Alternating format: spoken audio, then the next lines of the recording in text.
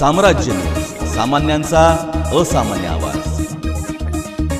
सोलापूर शहरात एक धक्कादायक प्रकार समोर आला असून जीवघेणा आजार असलेला बर्ड फ्लू या रोगाने सोलापूर शहरात शिरकाव केलेला आहे। त्यामुळे कोंबडीचे मांस जे लोक खातात त्यांनी सावध राहावे असा इशारा जिल्हा प्रशासनाने दिला आहे। शहरातील छत्रपती संभाजी तलाव या परिसरात कावळे आणि बगळा घार हे पक्षी अचानक मृत्युमुखी पडले। सुमारे 100 कावळे या परिसरात मरण पावल्याचे निदर्शनास आले आहे। त्यामुळे त्या मृत पक्ष्यांचे नमुने भोपाळ येथील प्रयोगशाळेत पाठवले असता त्यांचा अहवाल बर्ड फ्लू या रोगाने मृत्यू झाल्याचे समोर आले आहे।